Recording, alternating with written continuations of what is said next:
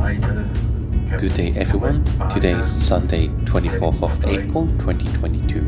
Pretty nice weather to go on an adventure. I'm in a guided tour heading to the Monarto Safari Park, located 70 km away from the Adelaide CBD. Before going into the park, the first stop is having a morning tea at the Oak and Iron Tavern in Monarto.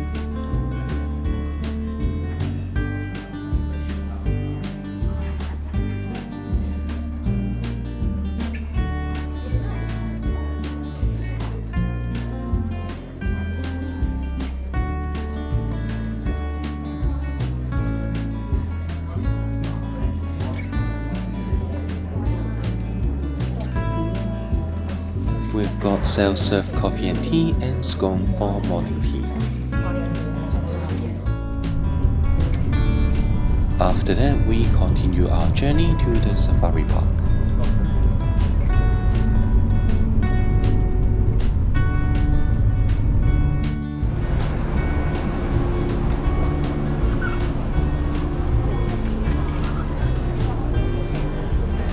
Here we are, Monarto Safari Park. This is a new entrance of the park just opened recently.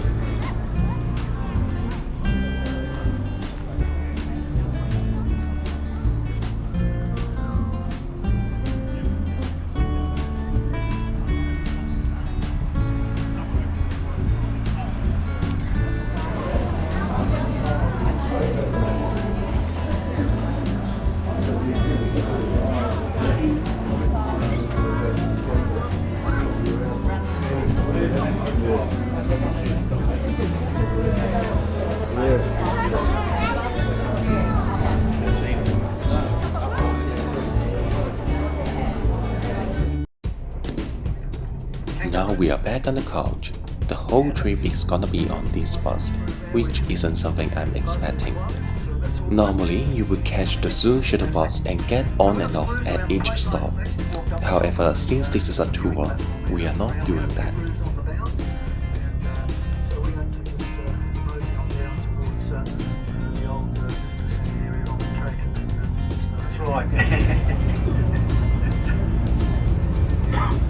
Where are the girls?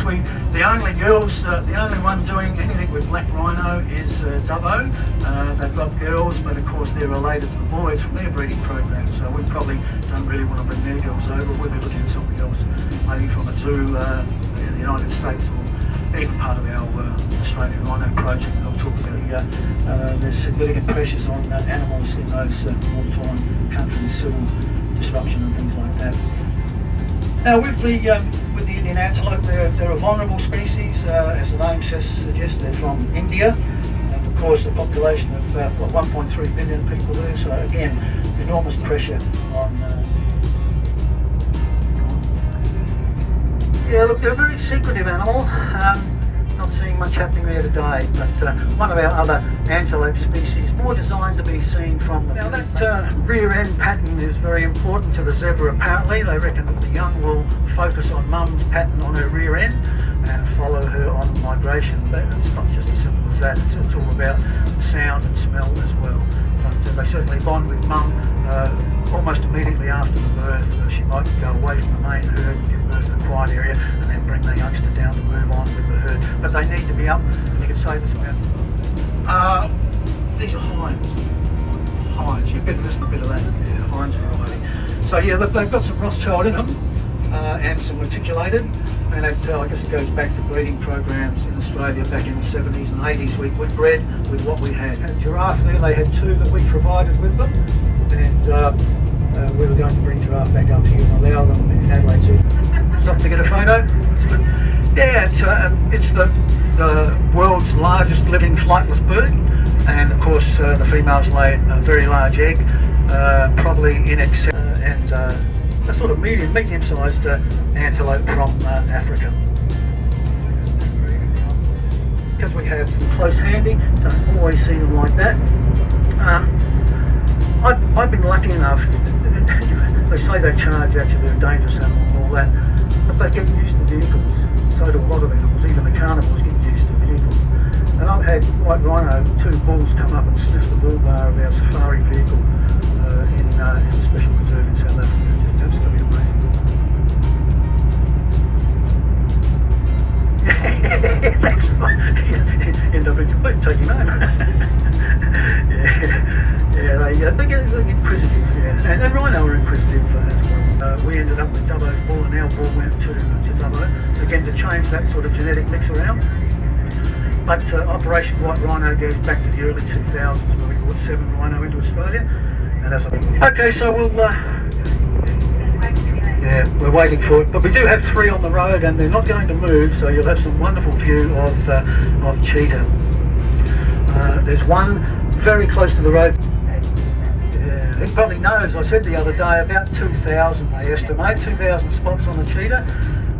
So the scientists tell us another rollover. And I think they might rush towards you in a bit of a bluff and then just stand and hiss at you and spit at you a little bit, but that's about occasion. These are all girls, and I think the other 2 out today are girls as well. Our boy's very busy behind the scenes. He's got a roll over on that one, so down the back there, on the left. Yeah, we've got a male that came in from another zoo recently. If we get to see them, block them. That's excellent. Still coming across that one. That's excellent. Now see how we go with this one, because this is my nemesis, this one. So coming down to have a look, on the left, just opposite the wire, spotted hyena. So they have a bad press. We might actually do what that bus did. We'll go straight down because the dogs are on the right there by the platform. Okay, so we'll nick through here and then go straight ahead.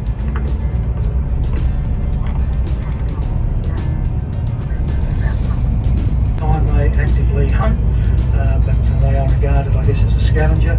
Quite capable of seeing lions off the kill. Some of the packs of hyena might get up to 30 or 40 in number. When the ratio gets for timing.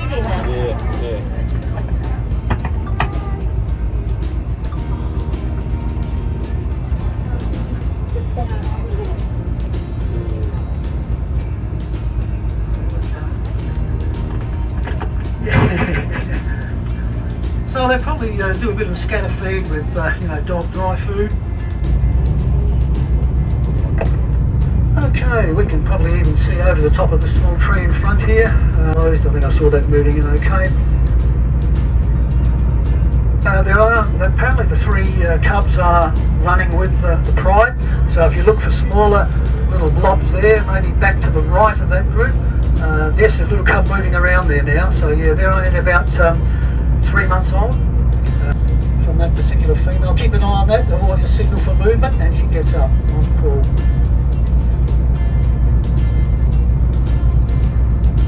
She might go over and greet those other 2, or she might start heading this way.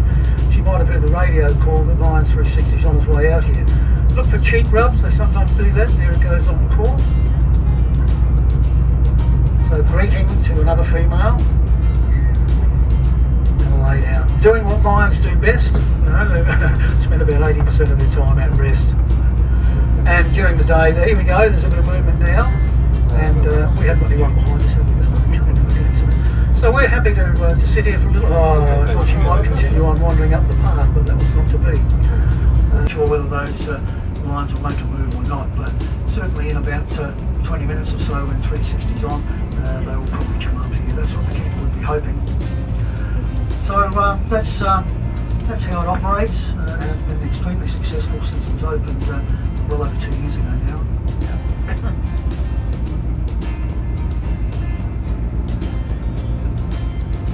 So again, the 3 super children and they came to us from Victoria, born in Werribee Open Range Zoo, and then they spent a little bit of time down in here. Of course, we've had them for probably almost 3 years now.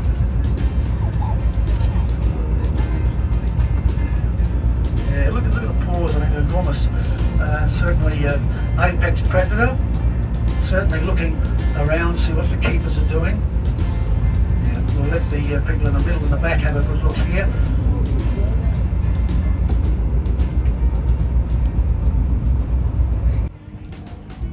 That's the end of the guided tour, and now we are back at the entrance and pick up our lunch.